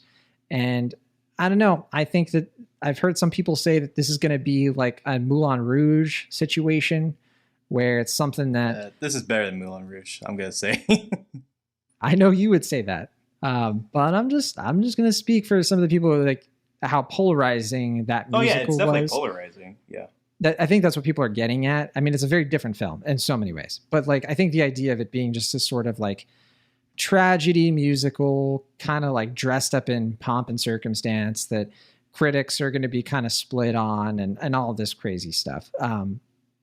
I don't know. I don't know if that's what's going to happen down the line for it. I think people are going to kind of forget about this movie when it comes to the masses. Like, if they even have thought about it in the first place, I don't think it's going to make much of a splash, honestly, except with people who really love film. They love Leo Carax, and they're going to bring this movie up a lot, I think, during award season. But I don't see this being much of a, I don't know, buzzy awards film. I don't think it's designed for that sort of thing. No. But I could be wrong. It could be like, you know, best production design, you know, stuff like that. No, I mean, like outside of like maybe like sight and sound, I don't think it's going to be recognized much. Like even like you said, critically, I think it's too divisive for it to earn any like concisive, I think, opinions by critics at large, or you know, by awards metrics at large. But yeah, I have no idea what the longevity of the film is going to be. I could see this earning something of like a cult following, particularly among Adam Driver fans, just for like the fact that it is so weird and so outlandish and willing to make so many strange artistic choices in the spirit of artistic interpretation and merit and all that stuff. But yeah, I mean, I found it to be more fun than I think you're suggesting, but I do agree with you that it is a long sit. You kind of have to like wrestle with it a lot in a way that I can understand if people just want to turn their brains off and not think too much about what the film is. Even one like this that is at once trying to be very like literate and blunt, but also kind of obtuse and difficult to decipher. I can understand that. Yeah, like I said, I'm not going to fight people because I understand that this movie is by design meant to be kind of challenging and frustrating to watch, and it's not one that's like by and large going to appeal to general broad audiences. Even seeing it in a traditional art house theater, I felt the response from the audience was fairly divisive. Probably the most so in a theater setting that I've seen since like Mother, the Darren Aronofsky movie, which is so weird to think that got a wide release. But this is one that I think it's more of a me thing than one that I would like recommend broadly. But I think if something that's of interest to you, or something you think like, oh, I at least want to see it to test it out, I think it's worth checking out, especially if you can see it in theaters. I'm bummed that you didn't get the chance to see in theaters, just because it is such a kind of overwhelming theatrical experience that even if I think you don't like the film, you kind of have to respect it on that sense. And I imagine seeing it at home is just a lesser experience for that reason. But yeah, I would give it, like watching the film, I went through a bunch of different grades. Like, one point I'm like, this is a C minus. One point I'm like, this is an A minus. Sometimes I'm like, this is a B plus, a B, C plus, B minus, whatever. And I ultimately land on it being a B. A+. I enjoyed it. No, yeah, that would be funny. I think there's a lot here that's discernible, and I think there's a lot of things that you can, argue justly and not about, like what it does right or wrong, or what it's trying to do, or how it uses certain things. But I just respect the hustle here. I think it's a type of film, like, especially this summer, where like everything has been a slog and mediocrity for the most part.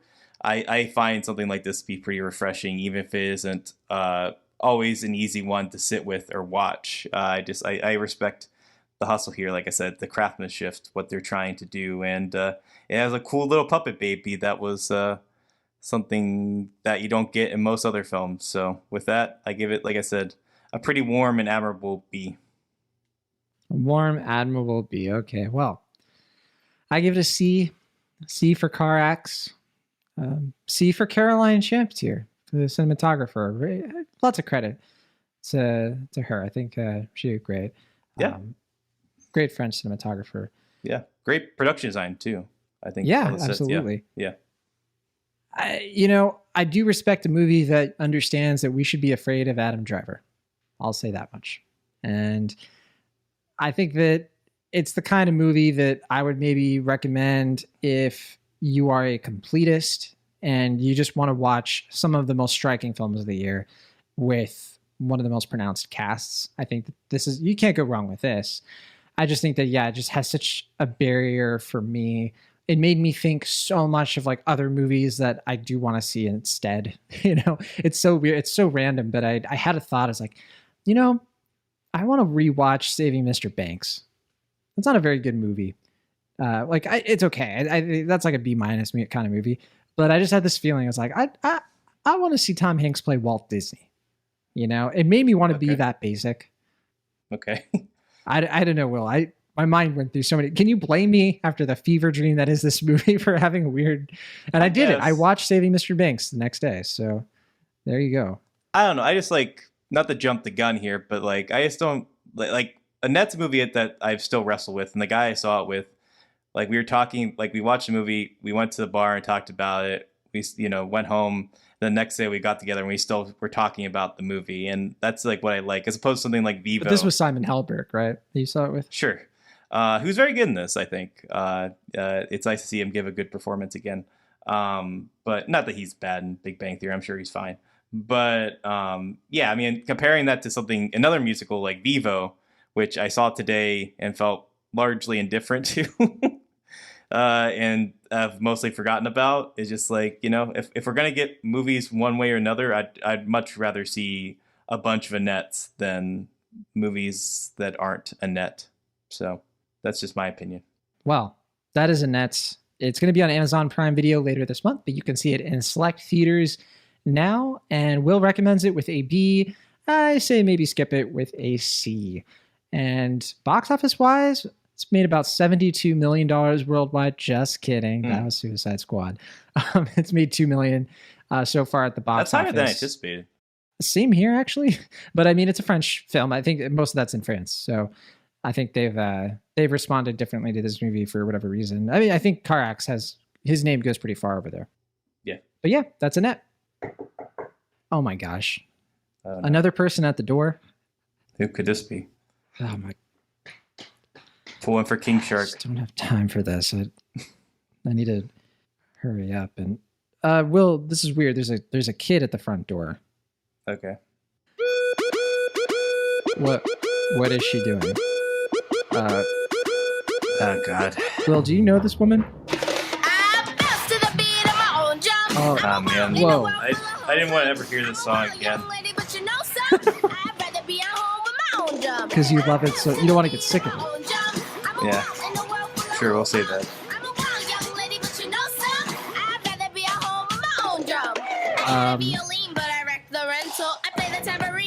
I'm moving the microphone away from her. She's getting louder. Yeah. Do you know who this is? I wish I Is did. this your kid? This is the point of no return for me in the movie, I think.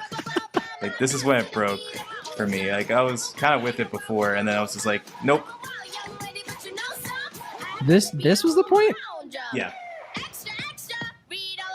I don't want to jump ahead. I'm going to shut the door. Maybe she'll leave if I just...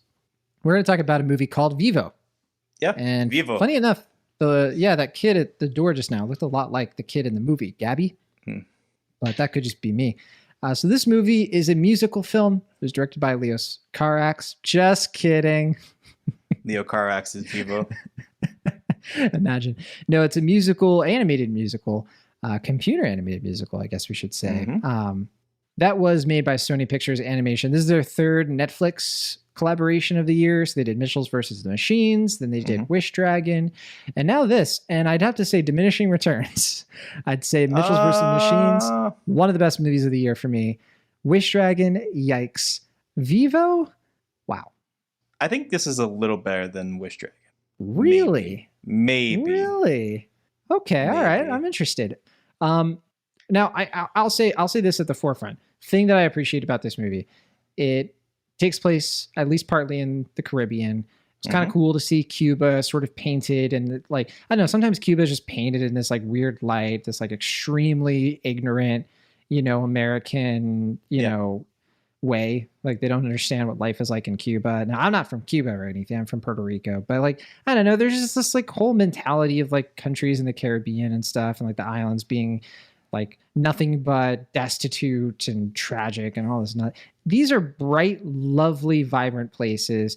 They're wonderful locations. And when this movie starts, we get introduced to the main character of this film that's set in Cuba, and they have so many animals to pick from, as like the lovable main character. So what do, Will Ashton? They take a South American animal and just be like, and then this animal showed up on the island one day, and that's your main character. Nothing to do with Cuba. I think it's like a South American honey bear, a kinkajou. Yeah. Which I didn't even know what that was before I saw this movie. Yeah. But yeah, it's named Vivo.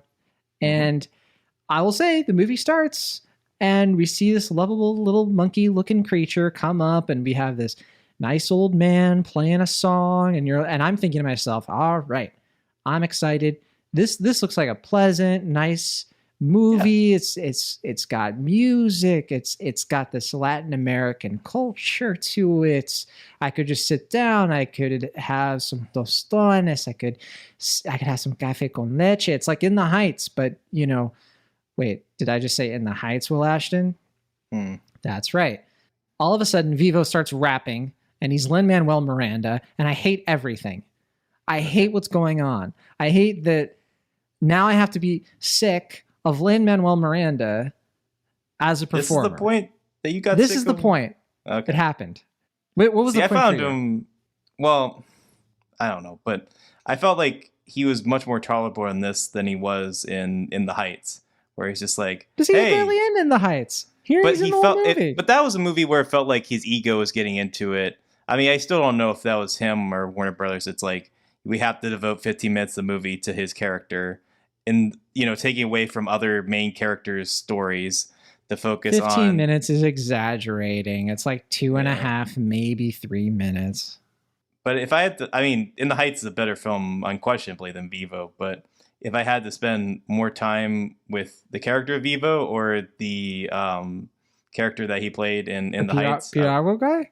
Yeah, I would pick Vivo, the rapping monkey. No way, Jose. I would hang out with him. I would have some like Piragua with the guy, some mame. Like, come on. This movie, this is my first big thing with this movie. It's terrible casting. It's like, it's nothing wrong with Lin-Manuel Miranda necessarily. It's just the voice doesn't match. Which like is this weird. Little yellow kinkajou. It just doesn't match. So it's just like, well, why did you? Yeah. And then the rapping does not match anything in this movie. And it just sounds like the Kids Bop version, which is already kind of a Kids Bop version of Hamilton. It doesn't sound unique or distinct from stuff he's done before. So it's just so tired. I was so annoyed. Well, that's a weird thing for me, is that like I mean, I'm presuming here, but like he came up with the pitch for this movie, right? Or like the broad pitch of the film, and it's like kind of fostering his idea. And I presume that the character of Vivo was created with Lin-Manuel Miranda in mind, and yet it feels like Lin-Manuel Miranda wasn't designed for this character, like he filled in for somebody else. And that's like the weird kind of contradiction of the film that I found just frankly just kind of perplexing. Yeah, I was wondering that too, because the story behind this movie is that Lin-Manuel Miranda actually pitched, like, not the story of this movie, but kind of like the basic concept of the vibes, sure, of doing this kind of movie. He did this like shortly after In the Heights took off on Broadway. This was way before Hamilton. And originally DreamWorks was going to make this. Eventually, they let Sony Pictures Animation acquire it. Oh, that way makes back in 2016. So much sense. This feels like Doesn't a DreamWorks movie. Yeah, it really does. Even down to like the animation itself. Now, this movie, it was kind of picked up, and the story was mostly done by Peter Barsaccini, but then also some of it was by Lin-Manuel Miranda's often collaborator and writing partner, Chiara Alegria Jerez, who did the screenplay, of course, for In the Heights. We talked about her earlier this year. She did the script with Kirk D'Amico. Kirk D'Amico directed the film. So this is the guy who he wrote and directed The Croods. Now, Will, I got to tell you, I've never seen The Croods. Co-director, excuse me. Yeah, with Chris Sanders. But he also did Space Chimps, which leads me to wonder. Space Chimps, horrible movie. Sure, but what's the deal? Like, what's his deal with like apes and chimps? Like, he's done 3 movies now. Like, there's like the slapping apes or whatever from The Croods, and then obviously Space Chimps is all chimps, and then there's this movie about, you know, a little tiny rapping monkey. So it's just like, does he like really like monkeys? Like, is that what he devoted his career to doing? Yeah. Well, I'll say this much. Kirk D'Amico was one of the co-writers, one of 4, I think, for a film with no chimps in it, but a film that I really liked as a kid. I don't know if it holds up, but Quest for Camelot. You ever see Quest for Camelot? Oh, you better believe I have. I've heard it does not hold up, but I haven't seen it since my youth. Okay, I wouldn't be surprised, but I remember a lot of that movie, like an embarrassing amount. Sure. It was definitely on the VHS shelf for young John. Mm-hmm. And I guess you too. So Kirk D'Amico, yeah, that was his first movie that he ever worked on. He was a co-writer. He's co-written a bunch of other stuff along his career, but Space Chimps, what you're saying, was his first film as director. Other than that, and The Croods, yeah, Vivo, is his next thing, right? And pretty different film from what I can tell. Again, I haven't seen The Croods, but I know people like The Croods, so I'm kind of surprised that like this film is sort of like, I don't know. It makes me wonder why people like The Croods as much as they do, if this is any indication, but I won't speak to that. The film also stars the voice talents of Brian Tyree Henry, Michael Rooker, Nicole Byer, Gloria Estefan, Zoe Saldana, and I got to shout out Ianarli Sima. We were kind of roasting her a little bit, just, not maliciously or personally, but the beat of her own drum, that whole thing. And then Wanda Marcos Gonzalez. I'm only talking about the song. I have nothing against the child. The child is fine. Actually quite wonderful in this movie. And yes, right. A good voice performance. Yeah, I thought it was a good voice performance. Yeah. I know it's good singing voice. But just, the writing around that character it's something. So Vivo, and I kind of mentioned this too. My other frustration with this is like, okay, so the Kinkajou starts rapping. I'm like, well, fine. The Kinkajou's going to rap. But at least we have this pleasant, nice animated little musical. It's in Cuba, and Cuba is fun. I'm so glad we're going to be in Cuba for this movie. And then the movie's like, just kidding. We're going to spend most of our time in Florida. Florida. You have this wonderful location, this beautiful setting. Like, imagine, Will, if in like Coco, Miguel is like, well, I got to leave. I got to get out of here. I got to go find, my great grandfather. Yeah. And it's like, I got to get to Omaha, Nebraska. He crosses the bridge, and it's not the land of the dead. It's a Waffle House. It's just so distressing because this movie goes to Florida, and like, look, nothing against Florida. Well, actually, I have a lot against Florida. But I can say that because my family lives in Florida, and Florida is a big pain point for me as just a human being in 2021. But that said, I mean, of all the locations, it's just very strange to me to like go from this really cool location with they kind of start the movie off with really fun characters and a fun setup, and then it just sort of devolves into Vivo's owner, the one who got away, is this famous singer voiced by Gloria Estefan, and her feral performances in Miami. And Andre can't make it to the show, but he wants to deliver this song that he wrote for her. And Vivo's like, well, I don't care at first, but then he's like, well, reluctant hero, this is a Joseph Campbell thing. And so I'm going to deliver the letter for Andre out of my love for him. And I'm going to go all the way to Miami. And then he has to go on this journey with Gabby, Andre's niece. And they go on an adventure, basically mostly through like the Everglades, which that was another weird thing with this movie, is that there's not a lot of like locations. You're kind of in Key West for part of it, and then you're in the Everglades, and then you're in Miami. And it's kind of just, it's pretty simple. There's hijinks, slapstick, environmental Girl Scouts, and kind of a fun Python at one point. Other than that, there's not much to sing about with Vivo. I thought this movie was pretty lame. But, I don't want to sound like it's a bad movie necessarily. I actually think that it's pretty passable as a family film. There are just some hangups I have with it that really keep me from talking about it enthusiastically. Sure. I mean, don't forget about the horny flamingos. I noticed you didn't mention Spoon those bills, in your... actually. Sure. Sorry, fair enough. That's my bad.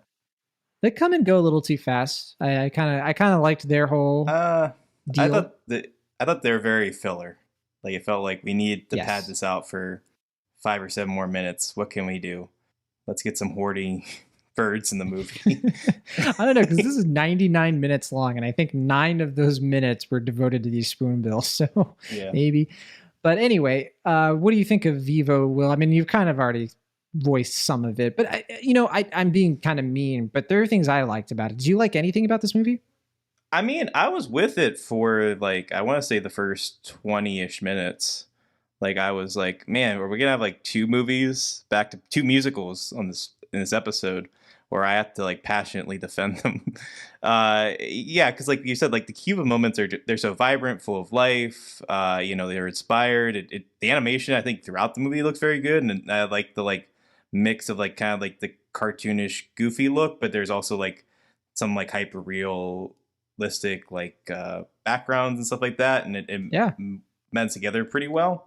It's similar to Wish Dragon, but it's a little bit more textured, and it feels a little bit more lived in from when I can tell. And you could tell that this was clearly supposed to be like a big theatrical release, and it's kind of sad to see it like at home. Like Wish Dragon, I don't know, maybe that might have gotten a theatrical release, might have always been meant for Netflix. Like this is like, clearly this was meant to be like a big, broad theatrical experience, and it's kind of sad to see it thrown onto Netflix, sort of with little notice or care from Netflix, I'd say. But yeah, I mean, I think it's like a big balloon. It just like after a point, it just starts to deflate more and more as it goes along, especially because like you said, like, because like it's a little generic at the beginning, like an older mentor figure and his like pet sidekick. Stuff we've seen before, but the music's fun. There's like a good beat to it. It moves well. And it's like, all right, then we have to go to America. It's like, all right, that's kind of played out, but let's see where this goes. Now we have a quirky kid sidekick. It's like, oh, okay, well, we got this thing. Yeah, it's a road trip movie. And it's like, oh, of course it's a road trip movie. And it's just like, it just feels like it's playing all the expected beats in a way that it's just tiresome, because it felt like there was potential at the beginning here, even given the misgivings of the miscasting of Lin-Manuel Miranda. I don't think he necessarily gives a bad performance. It just feels like he really just wasn't right for the part, and that they tried to make it work for him. It just doesn't quite click ultimately, but I was willing to even forgive that for like, first 30 minutes or so. But then, just once it became so generic to the point where it just felt like a billion other family movies in this vein, it's just kind of hard to care or really have an invested interest in it, just because you can you just know instinctively where this is going to go and how it's going to play out. It just feels like you're kind of waiting for them to like hit the expected beats when they are supposed to be hit. And even like the odd interludes, like we said, like the horny birds and stuff, just feel more random than like entertaining or amusing. It's just kind of just like, okay, I guess we can do that. Sure, we can have a Michael Rooker snake at this, I guess.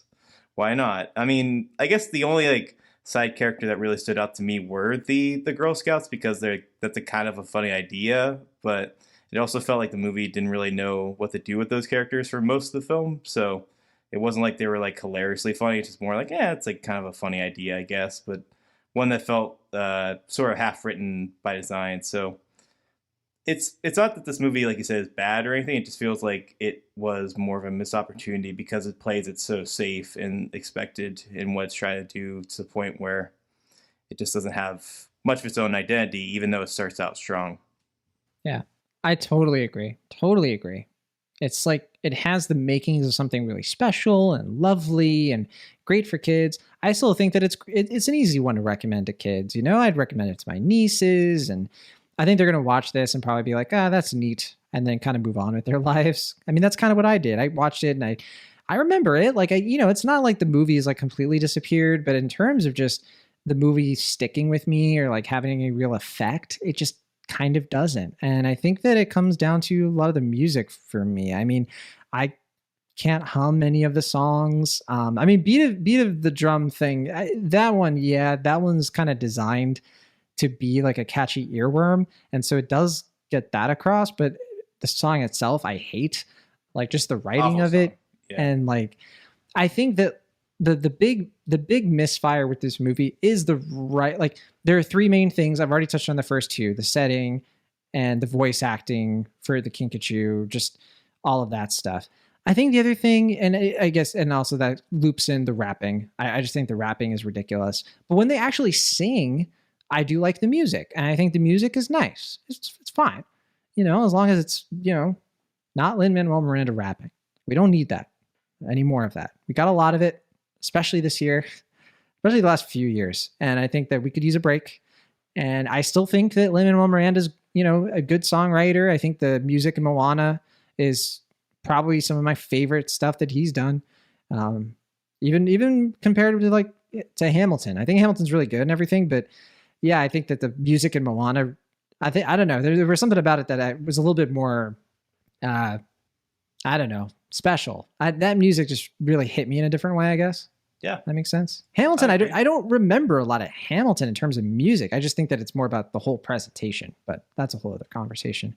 Yeah. I mean, I don't disagree. I mean, one thought that did cross my mind as I was watching this film is that, like, if I just had the sound off for the whole thing, I think I would have liked it more. Not because I dislike the music or anything, but I just think the visuals are a lot more interesting and involving. That like the music of it is just fine, but it's like to be expected. It just like it feels like C-level tracks from Lin-Manuel Miranda, and it's like, they're competent and he can. Whatever you had in his drawer that was like left over from other movies, Which is why I feel it's odd that this was like a decade-spanning passion project of some sort for him. Like, I just don't really see like if he just like was so busy with other projects they couldn't really commit to this, or if he just never really had a fully fleshed idea, just like a baseline premise for what it should be. But he wasn't a producer, we shouldn't make it sound like, I know you're saying with the music especially, but I don't know. I think that I wouldn't put all the blame on him necessarily. I'm not trying to. Okay. Yeah. I mean, I think it's just like, I like Croods, but I think most of that movie's success is based on Chris Sanders. He just like, a great director, worked on some of the, the classic Disney movies. And I think he, makes that movie work. And, if the only other film we have to compare Kirk DeMeco's filmography is Space Chimps, I think he just probably makes like fairly generic, weirdly chimp-centric movies. I think with Miranda too, if I had to get into like theory territory, I think so. He started working on the music for this like right after Moana comes out, and Hamilton is like still on Broadway, and he's still. I think the dude was probably burned out. honestly. That'd be my guess. Yeah. You know, like he made this like in the wake of Hamilton. And I think that the guy just, I think there might have been something to like just stuff that was hanging out in the drawer because like I've listened to the full Moana soundtrack of like the unreleased tracks, and he made a lot of music for that movie that never saw the light of day. And I just think the guy was like hustling to the point where this movie maybe fell by the wayside a little bit to what you're saying. And it's kind of coming out kind of late. So maybe part of the reason the music feels so outdated is because it's been so long in the making. And what I meant to mention, the third thing, and I went on the tangent. It's the character of Gabby. I think that like she represents everything I can't stand about what Hollywood screenwriters think kids are like. Yeah. And she's got attitude. Where it's like this whole idea that like a kid is individualistic if their hair is purple. That's what her character comes down to. Nothing about her hair is quite purple. It's hard to deny that. But like this movie wants you to believe that she's weird. She's off-putting. She marches to the beat of her own drum or whatever. But like, where'd you get she's that? not Lilo from Lilo and Stitch. Yeah, exactly. You know what I mean? Mm-hmm. Like that is a character where like they actually put effort into writing a kid. This movie is just like, I imagine the screenwriter has their own kid or niece or something. And it's like, she said this thing that was ridiculous. And then they write it down in like their screenplay and it's obviously exaggerated. And it's like their picture of childhood. And it just, it rings so false to me. So I see the pitch being, and they see the character and the Sony execs are like sassier. But wait, what are her hopes, her dreams? Sassier. But yeah, I don't have much else to say about Vivo. I was a B- on it after I first saw it because, you know, I was like, yeah, this is fine. This is really fine. Like there's stuff in there. It's not like insultingly bad. I think I'm closer to a C+ with more time passed, to be honest with you. But where do you stand? Yeah, I mean, when it started out, I was like in pretty firm B territory.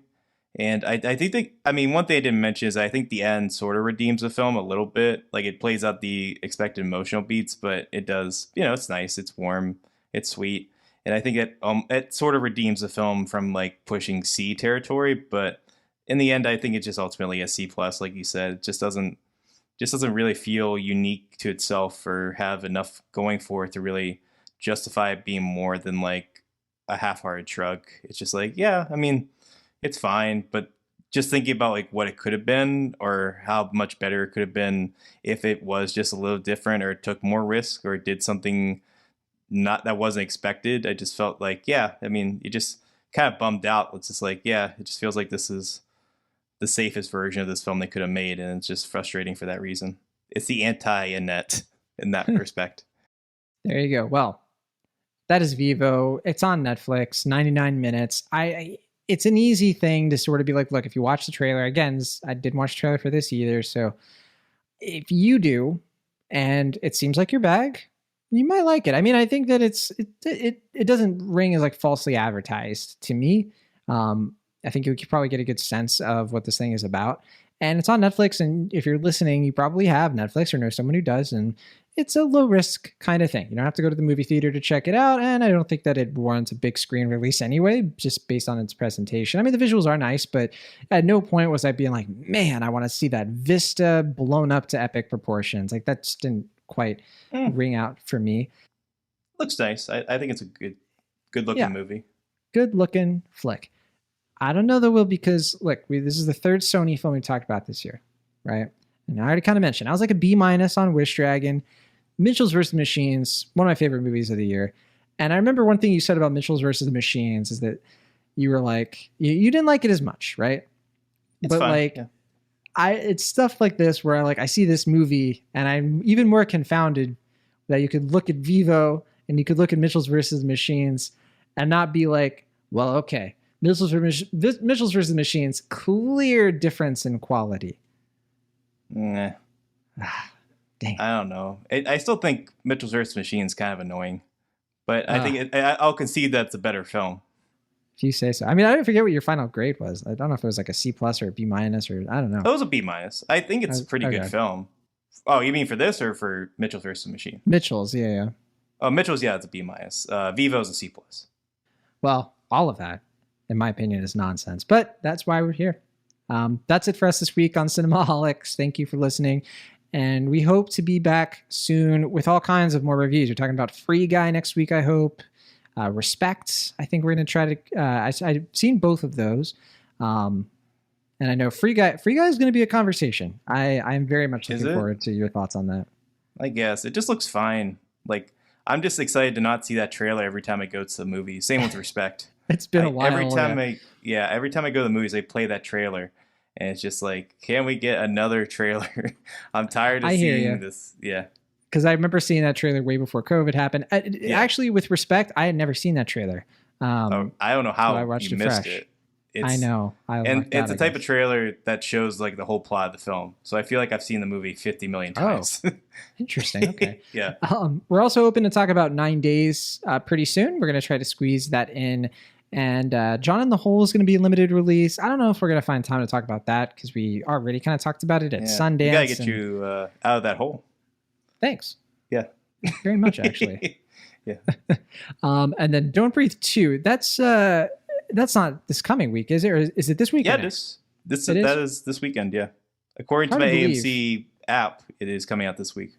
Yeah, I mean, there's no press screenings or anything, so I'm kind of nervous that it might not be good. I'm hoping that it's something. And then Coda, which we talked about at Sundance. Really, really fine movie, you know? It's held up in my estimation. I think that's going to be in theaters and then maybe streaming on Apple TV Plus. I'm not 100% sure about that, but yeah, Coda is going to be out. So Grand Jury Prize winner from this year's Sundance, if I'm not mistaken. Yeah, you know, that's a movie that's held up for me a little bit in estimation. So yeah, listeners, you will let us know as well. Also, we'll leave you with one more thing. We didn't get to Val this week, the Val Kilmer documentary. Neither of us saw it. About that. Yeah, you did see Naked Singularity.